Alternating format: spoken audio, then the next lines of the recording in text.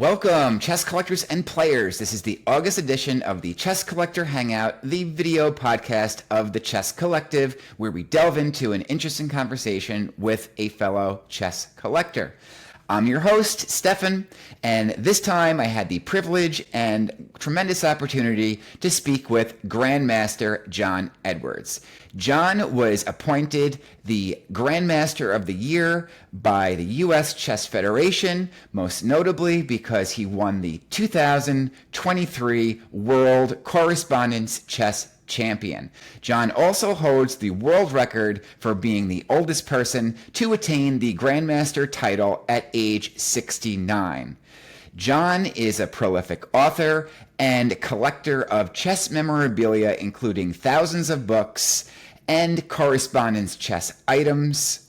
He has the world's largest chess stamp collection, and if you have even an inkling of interest in stamp collecting in general, you are going to love this because I learned more than I thought I would about stamp collecting, let alone the rich history in chess that goes behind it. So be sure to stick around to the end because we had great conversations, including a telegraph correspondence match between Steinitz and Shigurin in 1890, where Jon showed us the original documents sent back and forth. I will also include the game they played in my show notes. If you want, feel free to check out at the chesscollective.us. And if you feel that you like this content, please consider subscribing to the YouTube channel, The Chess Collective. So without further delay, please welcome Grandmaster Jon Edwards. And first of all, I want to say congratulations on your World Chess Correspondence Championship. I think everybody, most people have read about you. And then also I saw recently that you just recently got appointed the title Grandmaster. Is that correct? Grandmaster came with the World Championship. It's one of the few remaining ways to become a Grandmaster. I had my first norm ages ago, and it just became hard to get the final norm. And I was just out in Grand Rapids over last weekend, and the U.S. Chess Federation gave me a fairly cool award. I was made Grandmaster of the Year. Wow. That's congratulations. That's amazing. I always go for the older people.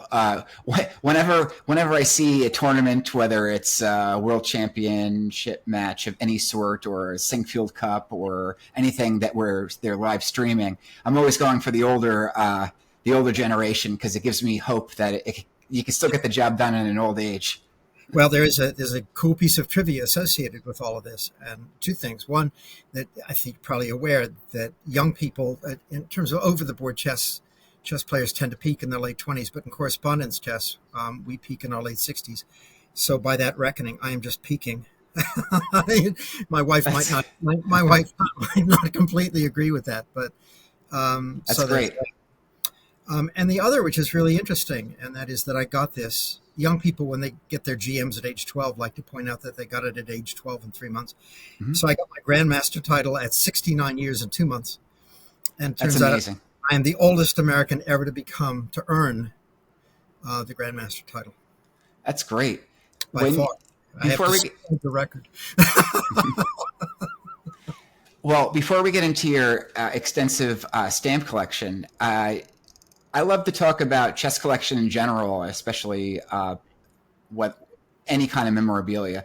But one thing that I do value is that when I like to go over a game or play a game, I like to do it on a physical set.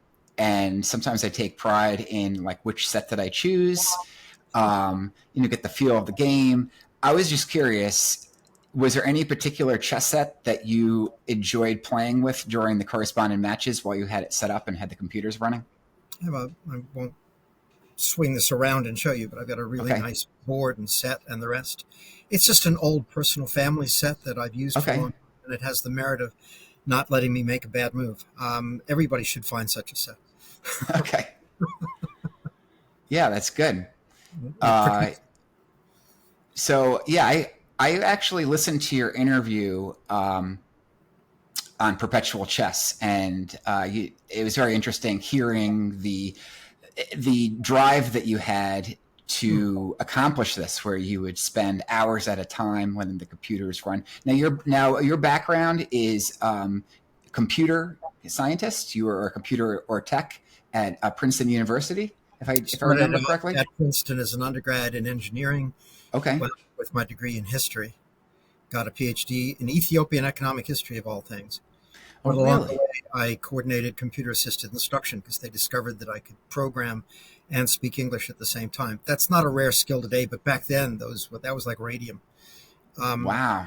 They set me up in charge of a group of undergraduate programmers. That led to, consulting at McGraw-Hill, where I was making more money in a weekend than I did as a graduate assistant. That led to that's great. Senior editor in charge of the review department at Byte magazine when in its heyday, so 700 pages. And that brought me back to Princeton as assistant VP for computing and information technology. Okay. That I held for 24 years.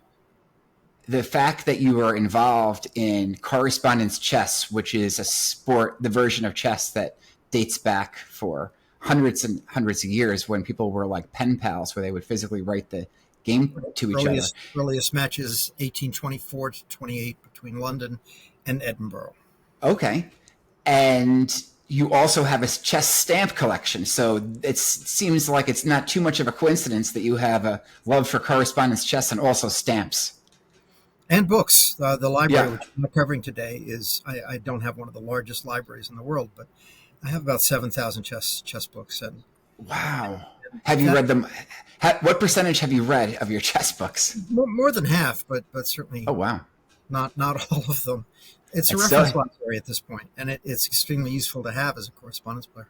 Yeah, that's good. I would say that many of my books that I have, I can see where you're coming from, where it's a good reference, where you can know if a game exists in a certain area, and you could pull it off and look at their annotations and what they say about it. That's exactly it. Sometimes, after the research, you decide that Spassky Portish 1969 is the key game, and at that point, you want to go to every book that might have that game. You sent me the files to your chess stamp collection, and I was actually completely taken back because I could not imagine collecting so many stamps. One of the files was my favorite. It was the 60 memorable gems. I take it the name came after 60 memorable games with Fisher, and then Fabiano, I think it was Fabiano, came out with his 60 memorable games as well. Right. So it's just, I guess that book started the trend. Too bad they didn't say 64 memorable. Too bad the first book wasn't 64 memorable games. I thought that'd been cooler. But yeah, so you continued the trend. That's not bad. Cool. I mean, Fisher's famous book was my 60 memorable. Yeah. Yep. And that's what started it. Yeah. I mean, I cheated. If you want 64, that's fine. There are more than 64 gems in the file that I gave. So. Right. Okay. so tell us about what got you started into chess stamps in particular. I've been a stamp collector since high school. And I got in touch. I don't know why. I had been in touch with Bob Long, a name that a lot of people know. And Ray Alexis was another, and they were selling them. And I was a poor undergrad, then I was a poor graduate student, and so I would buy a cover here or there, and you could sort of get a sense on the other end. You're just buying two covers. That's what I have an order here for $3.20, but right.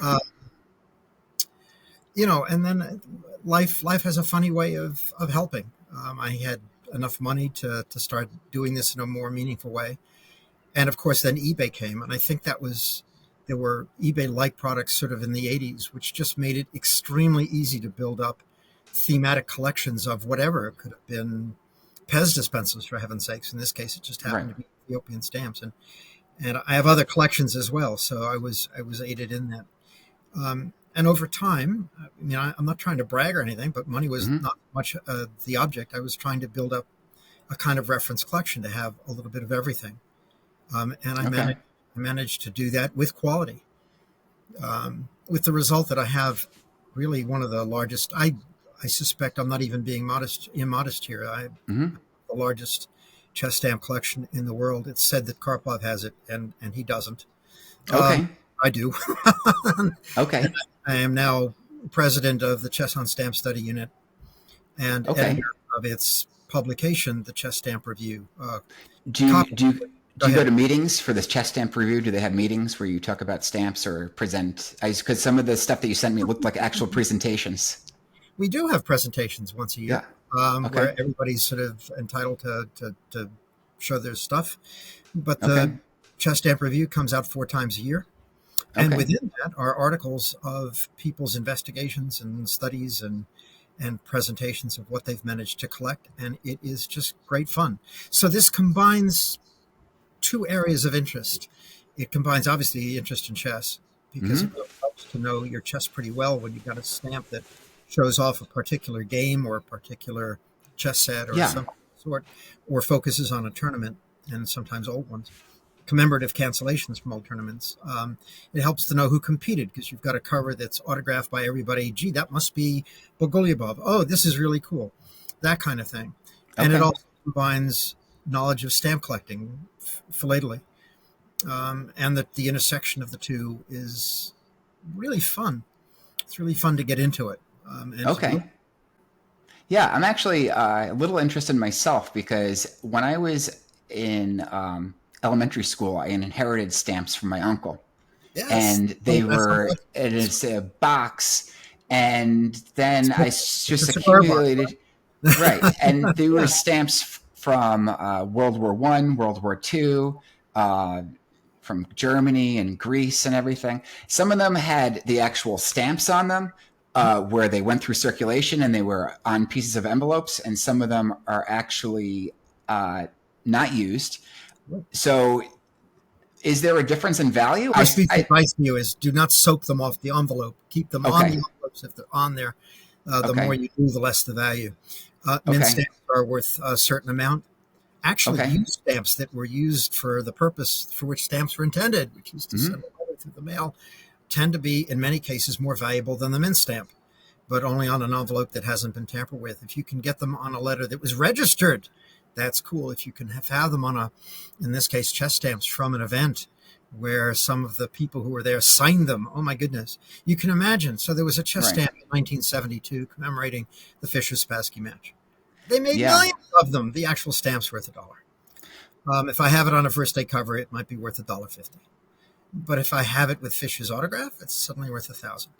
If I Yeah. with Fischer and Spassky autographing it and it's registered to New York and it's sent to a relative of Fischer, now we're talking 5,000. So this can get cool, and you can run into things of extraordinary value in a dollar bin at a store where they don't really understand the value of what it is that they have in that bin. If Fisher signed it, they might not even recognize that Fisher signed it, and you can wind up, and this has happened to all of the folks in Kosu, Right. that discovered things of enormous value that we paid $1 for. Yeah, I guess it's a mark of history too. If it's like actually used on a stamp, is like you said, if it has an autograph next to it, it signifies a point Sure. in history. Yeah, it's cool. And there are stamps that are meaningful errors. So you'll be seeing today, at least in this presentation, there's a stamp from San Marino Okay.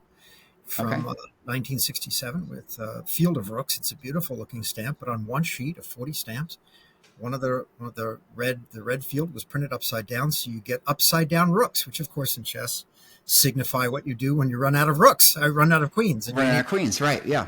put an upside down rook down to signify. In the modern age, we have 2 queens with each step, not in the past. That stamp Okay. has itself a history. When I won the U.S. Championship, all the way back in, I can't even remember when, I used my winnings to buy one for $700. Oh, cool. But it's now worth about 8,000. So there's that too. These stamps can grow in value. Yeah. So you look at it as an investment as well as a hobby. I yes, and I hope it's a good investment. So there's that. It might not be. My wife wonders about that just about every day. Okay. So to present the stamps, did you want to? You can share this, share the screen if you want to show me the file or I'm going whatever to you do feel that, but comfortable. I'm going to go through, and you can slow me down.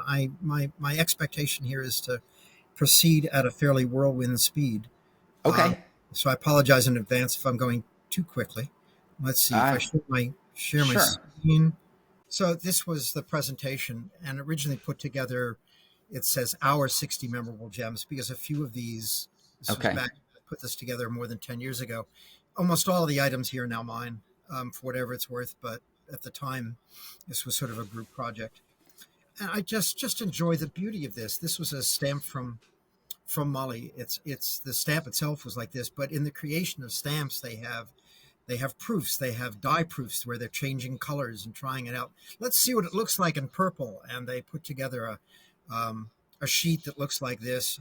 It's called a deluxe sheet, where even with the dye proof on it, maybe 20 of these were made, and it's quite valuable. But the real point is that it's just absolutely beautiful. At least I think it is. It's in the Yeah, no, it is beautiful. Yeah.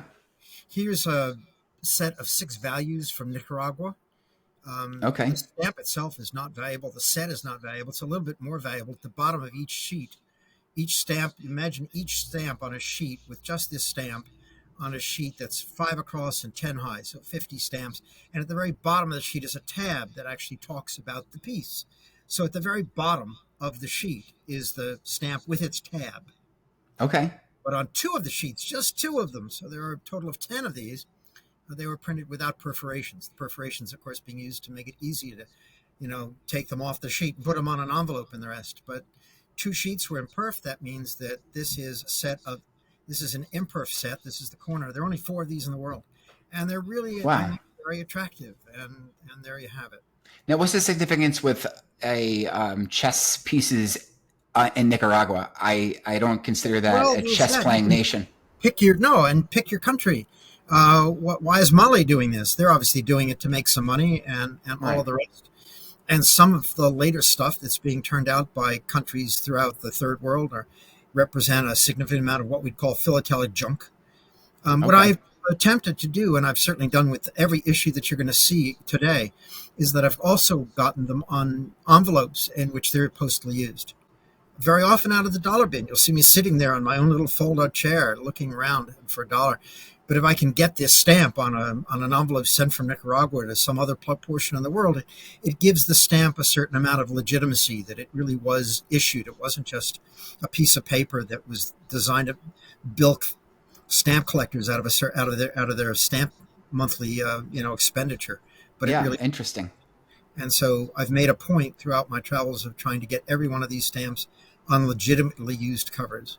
This is the earliest of all of the chess items. This is called a Mulready, and it was actually issued in 1840. And it was kind of like an aerogram. If you think about a modern day aerogram, where you're on the other side of this, you're able to write a message. But they crammed advertising on one side of this thing. Yeah, of course. And on just 5,000 of the Mulreadys, that's 5,000 in existence and only 12 are known, is an advertisement here for the purchase of chess sets from a local merchant in London. And so that's what makes this the earliest chess item. Wow. What merchant in London, just out of curiosity? I have no memory off the top of my head, but nobody is still making sets, but hardly the point.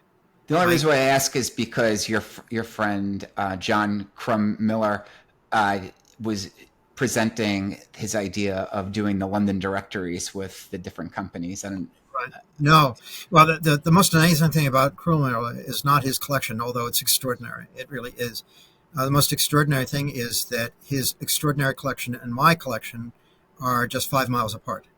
So he's in Princeton, I'm in Pennington, and so we're obviously very good friends. Amazing. These are Civil War covers from the American Civil War. One of them was actually colorized at the time, and they have various poems and the rest.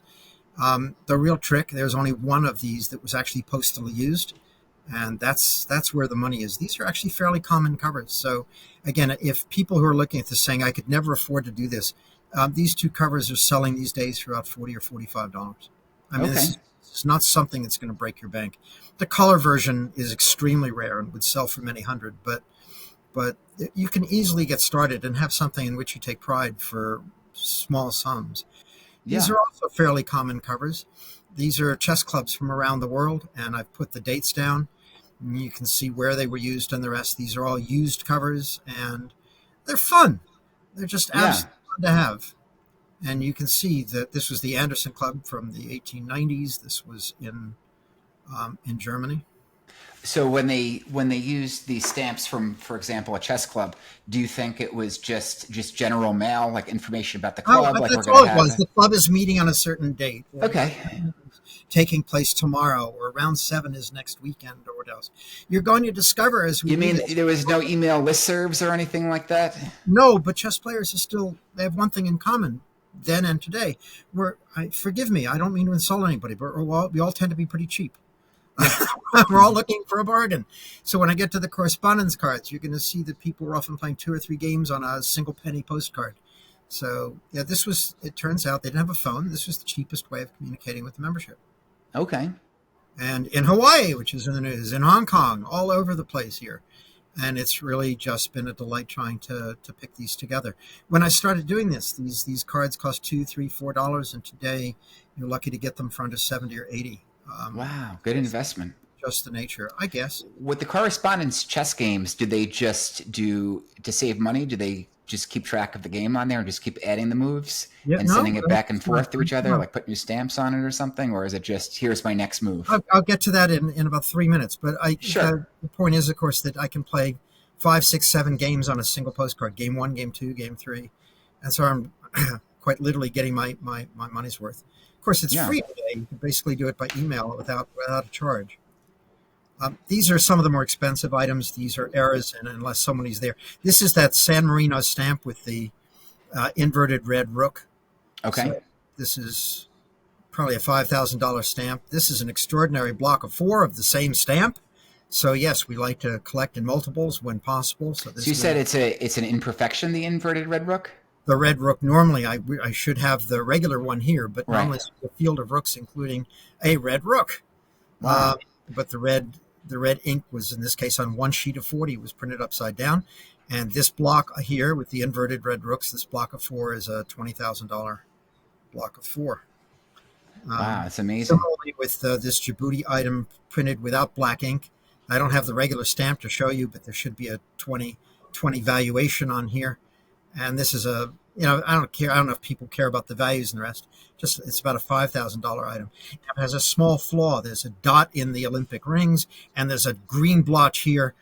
And there's nothing exceptional about this cover. It's a simple first day cover, except that it has both errors. Since this occurred on 1 of 6 stamps, and this occurred on 1 of 6, having them together should be 1 of 36. But I promise you, I have looked at thousands of these, and I finally found one that had both errors. So the value is probably fairly high, even though it shouldn't be.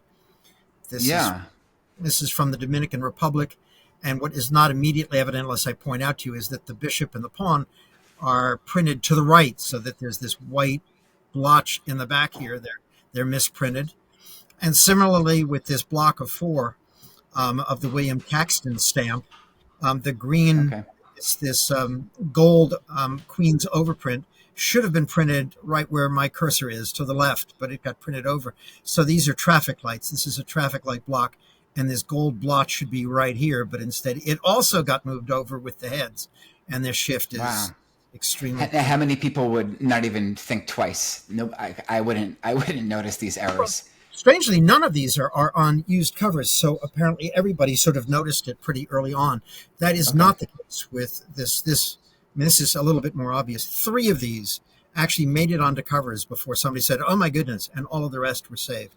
At one time or another, I have owned 7 of these, but these are the ones in my collection today. Okay. This is a very cool error. This is from Bulgaria, and you'll notice on just one of the stamps, and it's this one, instead of having 3 of these little windows on the turret, there are 4 on this turret. And this is a nice block. And here, this 4th, this actually shows where the error is on the sheet. It's in column 1, row 1. I like how you can see the difference. There are also inverted cancellations. So this is from Argentina and commemorating an event. And you can see in here National Chess Championship. This is 1971. Okay. But on one of these covers, and this is, I think, let's see, is this the correct one? This is the correct one. And on one of these, the actual date, I'm looking really closely here. This one here. This is upside down. You can see right in here, this has been inverted in through here. So this is the valuable cover. Oh, nice. And some obvious, these would never be put on a cover. The fact that they actually got out of the post office is extraordinary, but these are significant misperforations. Oh, This one, interesting. very significant. This is an odd item. This was a stamp issued by Brazil, commemorating Correspondence chess of all things. And you can't meaningfully tell, but on this stamp, the perforations are of large size. And here they're of itsy bitsy tiny size. They're Okay. rare. They're just fun to have. And you can see visually here, you can see, I think, the difference between the two. In the process of actually producing the stamps, the designers and or the printers produce a limited number of deluxe sheets and or proofs. And that's true for almost all of the French issues and French colonies, and French-speaking countries. And these tend to be one of just, in some cases, one of 200, in some cases, one of just 20 or 30. Some of these are Okay. extremely rare. Some of these are just rare, but obtainable. Okay. I'm not going to give values here. It might look like I'm trying to show off or something, but it's Right. it's relatively easy to find most of these from time to time on eBay.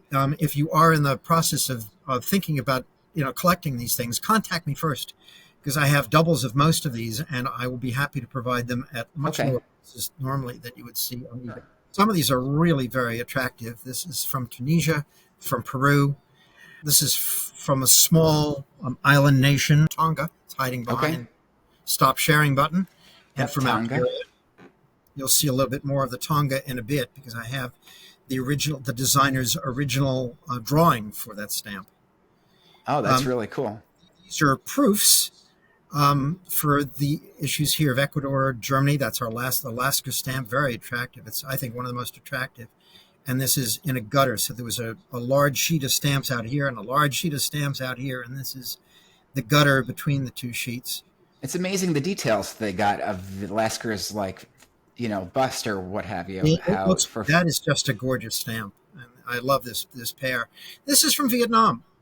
And you won't see the chess immediately, but this was for an Olympiad. And around here are tiny images of different sports.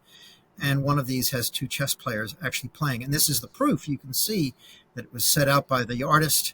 And there's the stamp. And this was the stamp as it was thought it might exist, in orange. And before things are cut, this is just an uncut sheet of a really nice stamp from Guinea-Bissau. Again, another one of these countries. They're not really a chess playing country. So what in heaven's name do we have here? yeah. But the real point here is that I have the actual stamp, not this sort of proof version, but on an envelope sent, somewhere in the world, and just proof, at least maybe not to satisfy a chess player, but to satisfy a philatelist, that this is a real stamp, and that it really was used for the purposes for which it was intended. Okay. Promised Very nice. is original artwork, both of that Tonga stamp. This is one of the two designs that he produced, Mhm. and even cancellations that are produced. So, for an event that might exist, they'll produce. This is an artist drawing in preparation for an event, a chess event in the Philippines. What do you mean by cancellation? Do you mean that So when you put something through the mail in the olden times, today it's done a little bit differently. You'd take it to the post office, and the guy would literally have a thing, and he would stamp your stamp to make sure that Okay. it wasn't going to be used again for the Right. same purpose. Its purpose, like the little wavy lines that go through it or what have you? exactly. But some of these are commemorative in nature, and by that I mean there's a little design, or there's a slogan on there that says, in honor of the chess tournament being held in such and such a city. Not all major events have them, but enough of them do, because there are enough chess philatelists out there who sort of make sure of it. I'm going off in just a few days to the ICCF Congress in Amsterdam, and although Oh, they neat. don't have a cancellation for that event, in almost every other ICCF Congress going back 30 years, they had a cancellation tied to that event. So people would sit around during these fairly boring moments, and not only have the post office there, so there'd be a stamp, you'd get a cancellation, and you'd get everybody at the Congress autographing the thing. And now I'm in the funny position of not collecting the Wow. autograph, but I'll be in demand for, will you sign mine? Yeah. Very odd for me to have to contemplate that I'm going to be sitting there having to sign one after another, hundreds of these things. Yeah. You're famous now. Well, is my autograph actually worth something? It makes my mind want to explode. All right. And you can be among the first to ask for the autograph because nobody's really done that yet. So there we go. Okay. Here are early postmarks. So this is Borstendorf, 1923. That is the Checkmate catalog put together by two of our early philatelists, Ulstromer and Sutcliffe. And they literally cataloged every single postmark that had been used through time, every commemorative chess postmark. This is our first one from 23. Here's another, and you can actually see a rook involved in here. Oh, yeah, that's pretty cool. 1933. And the key here is getting them on covers that were postally used. In other words, addressed. And preferably, as I turn the page here, you'll see, oh, this is the Moscow Championship of 1940. I mean, how cool is that? This is That's one book. Incredibly cool. And who's it? And it's signed by someone on the bottom? It is. It's signed by Bondarovsky and Lilienthal, the people who tied for first. Wow. This is, I think, the most outstandingly interesting. It's not the most expensive, but this is actually, I think, makes my collection just incredibly cool. So you may be aware that Steinitz and Chigorin had a world championship match in 1809. And after that match, which Steinitz won, they both happened to be in New York. And Chigorin, I think it was at the Manhattan Chess Club, challenged Steinitz to a correspondence match where they were going to play by telegraph. And the rules, as they were outlined, there was a certain amount of money involved, and they were each allowed to have a helper. Steinitz played without a helper, as it turns out, even though he was allowed to have one. Chigorin worked with a guy named the name of Andrei Markov. And for the mathematicians in your audience, this was a Markov chains. This was a substantial mathematician. And it really goes to show that Chigorin, because there's debate, is he a romanticist? Is he a member of the Soviet school that emerges? And the latter is almost certainly the case, because there's science underlying what he's doing. He and Markov, this is basically saying, I just received these moves. I have to get my move off to Steinitz next Friday. Can we meet on Tuesday or whatever it is to discuss? And here are the moves that I've received. I mean, this is just an incredibly cool historic document. Really cool.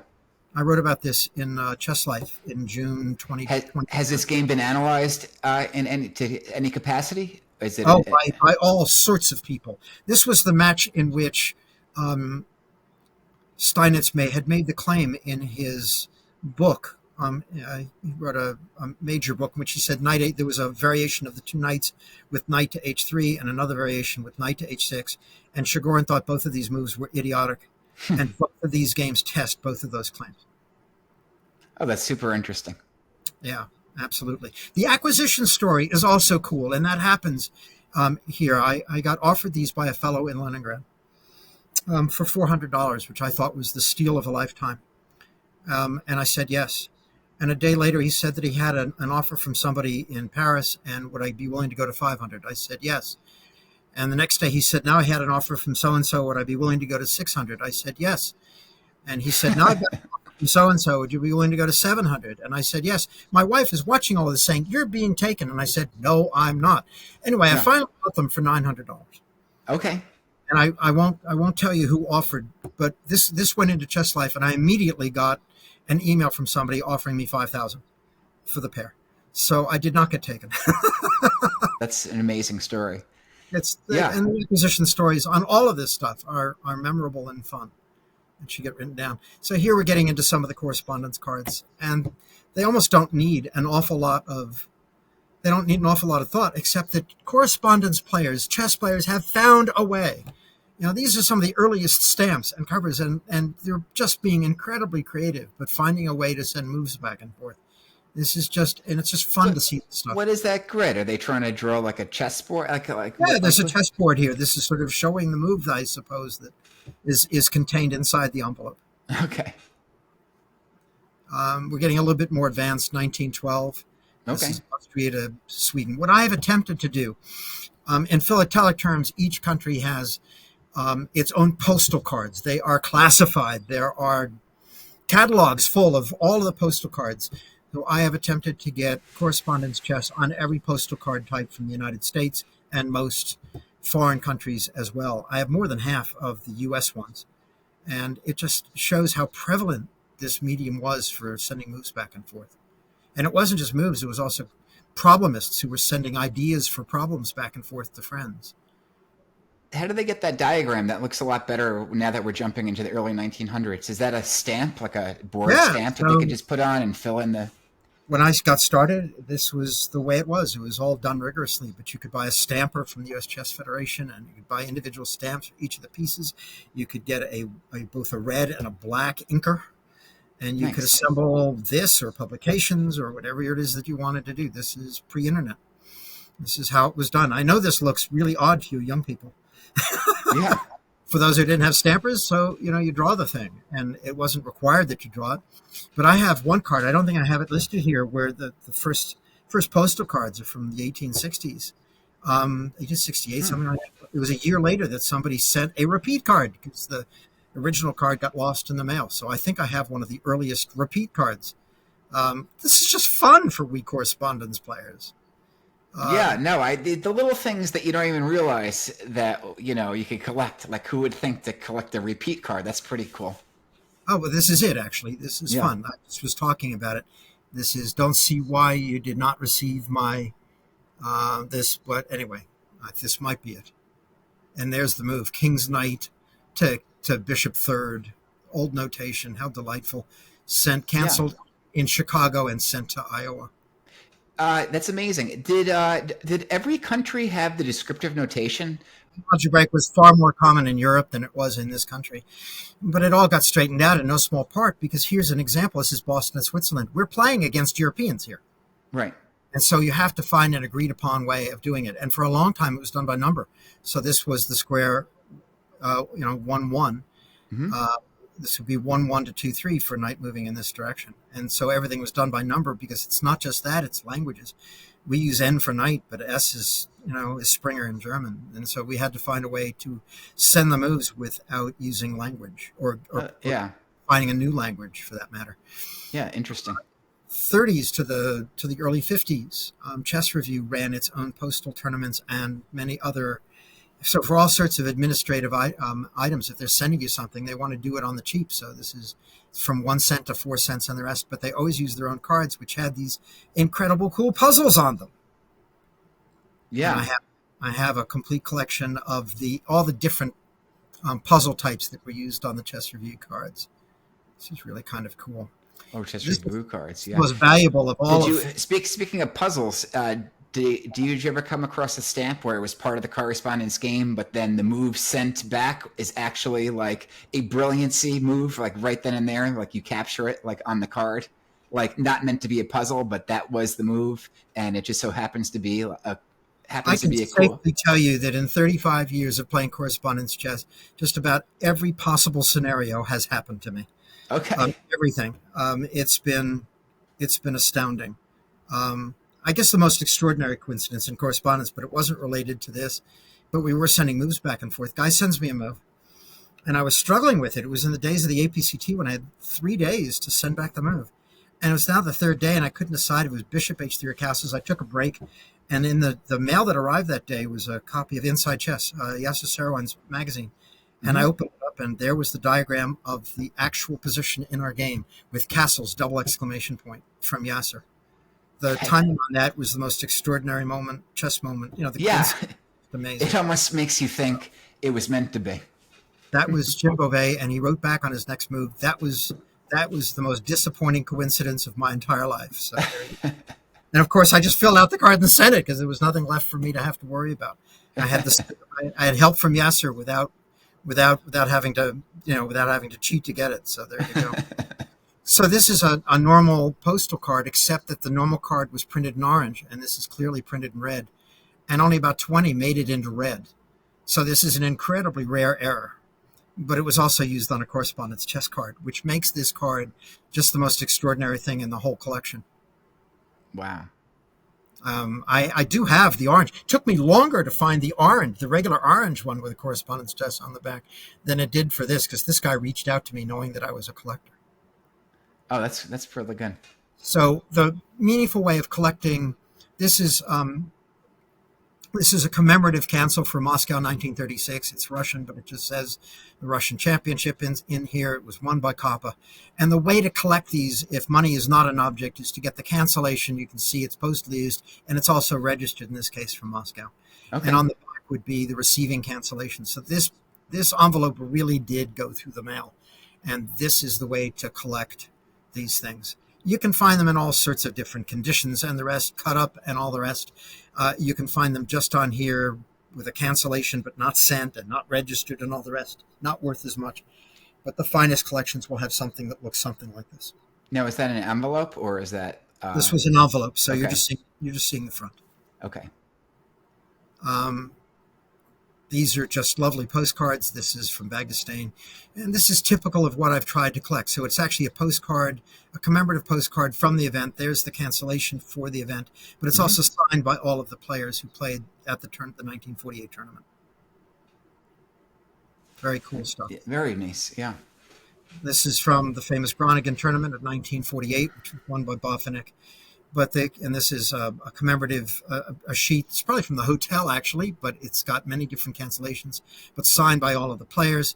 And I have tried, and I've now succeeded in getting registered covers. The tournament was held over, I think, a 16-day period, and I have gotten covers from each day, registered covers from each day of the tournament. Okay. So this has been, as you can see, a lifelong passion. That's what happens. Yeah. Is over a really long period of time. This is one of the most attractive of all of the chess stamps. You can see how pretty it is. This is from the Monaco Grand Prix of '67. Fischer played here. There's the stamp. Getting the stamp in a multiple can be very attractive, and you can see this is not the full sheet, but just a block of 9. It is from the designer and signed by the designer, so really very attractive. Only about 20 of these were made. And here's the imperf of the sheet, 5 across. I don't know, I hope you're not blocked in terms of what you can see. Yep, I can see it. There's the phone, which is on and off. Sorry about that. No, it's no problem. And there we go. There are local tournaments. This is one of my favorites with the cachet. That's something that's printed, not really related to the stamp or whatever, but in this case, a reflection of the commemorative postmark, signed by the winners, but I love the skeletons playing chess. Yeah, that's pretty neat. I've tried to get covers that are registered or at least postally used with the commemorative postmarks from the various events. Some of these are really rare.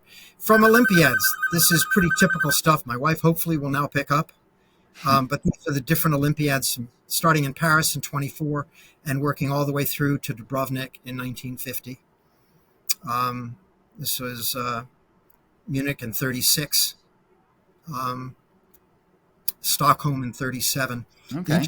Thing about the Stockholm one, again, this was held over a period of 14 days, and I have covers from every single day of the event. And that was, again, a lifelong pursuit to be able to complete this sort of mini sub-collection within here. This is the one from the Olympiad in Paris in 1924. Okay. And what does the letter say? It actually just says this was the Olympic Games in Paris, but the actual date corresponded with the chess Olympiad that was held during this period. Oh, cool. Absolutely. Wow, this one is interesting too. This is from Warsaw in 35. And you can tell that the cancel is legitimate because the postal inspector, the postal worker who was using this, right at the beginning of his shift, dropped it on the floor, with the result that the legitimate ones all have this little ding in the upper left-hand corner. It seemed like he ruined it, but he actually added some history to it.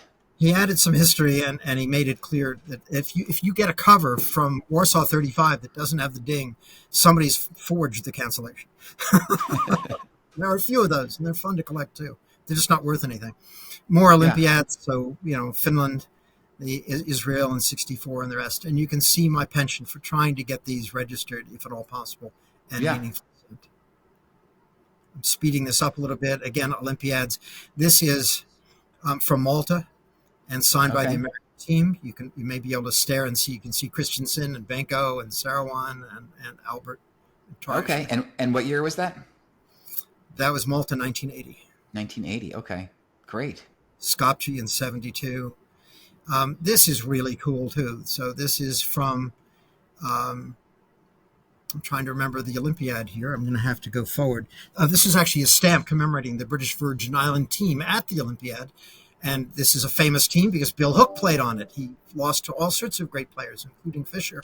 And this has the signature of the famous Bill Hook, who wrote a book about that experience. By playing on board one of the team from the British Virgin Islands, he got to play against the world's best. Yeah. which was for him an incredibly cool experience. This is the Nice Olympiad of '74, again with the stamp, the imperf block of 4, some die proofs. You're getting used to some of the terminology here, and an Yeah. art proof in orange of the stamp, signed again by the designer. Okay. So different colors have more rarity to them. Yeah, well, in this case, the different colors, the artist would have produced, in this case, he produced just 2 of this and 2 of this. So Oh, I wow. know the other owner as well, that these were just trials. He wanted to see what it would look like in the various colors, Hmm. but this is what the final stamp actually looked like. And this is a block of 2 of the imperf. And these are the trial colors. So he was trying all sorts of different schemes to see which was the most pleasant and which might be used for the final. Okay. This is the candidates, and the cool cover here, I guess, is the one from Curacao, and there's Fischer's autograph right in here. Very cool.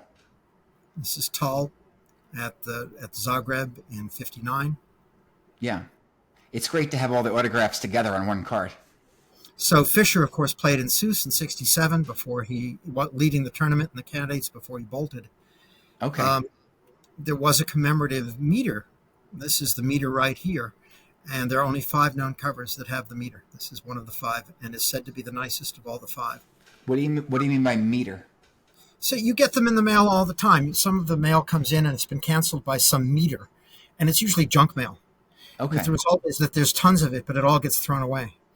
And that was the case here too. The meter was applied at the post office and not at the playing sites. The players didn't know that this cancellation was being used, because a lot of the players are collectors, or they would have grabbed it. And only 5 of them actually made it out and were saved. So this is one of the 5. And because of the nature of it and the rest, and the fact that it got preserved and is in really good condition. Wow. And I have it. It's the only one that's not in Europe. So there's that. I'm learning so much about stamp collecting. I didn't even know Probably there was. wanted to know. We're getting into the World Championship, so this is 48 and a cancellation for the event signed by Bofinic. Okay. 51, this is from Bronstein and Bofinic, and signed by both players. And again, trying to get these registered. This is from the Bofinic-Smyslov match in '54. Okay.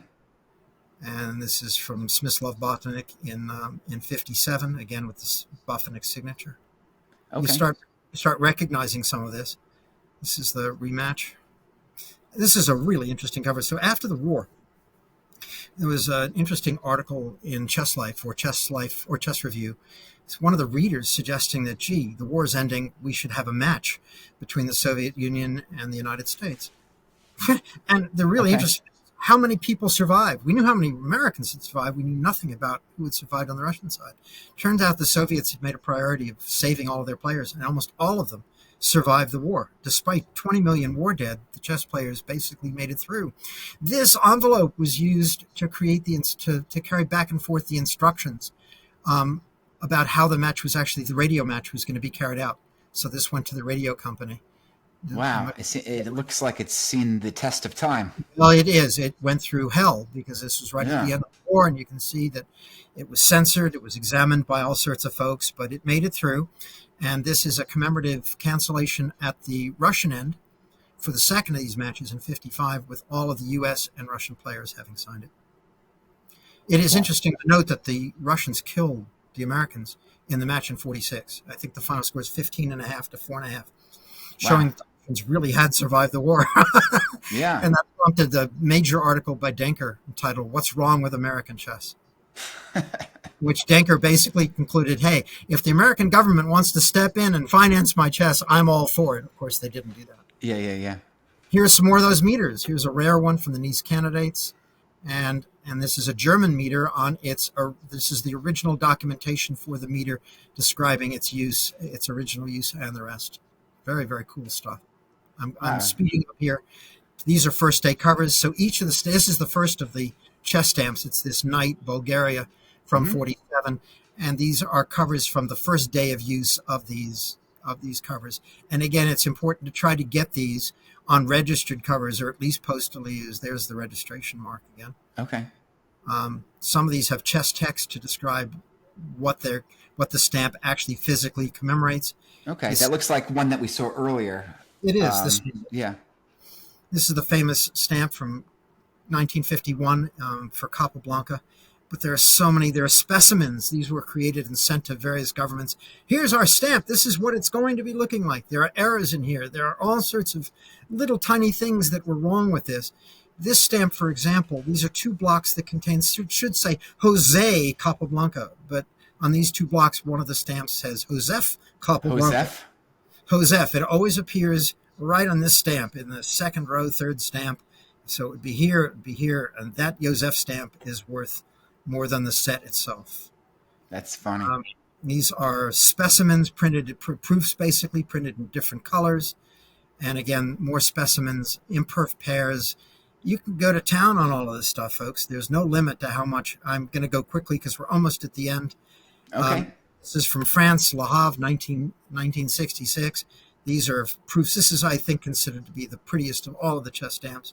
I'm not going to disagree. An imperf block. Again, we have our die proofs. These are incredibly rare. Not to get technical, but there's a 1st stage and a 3rd stage die proofs. Who cares?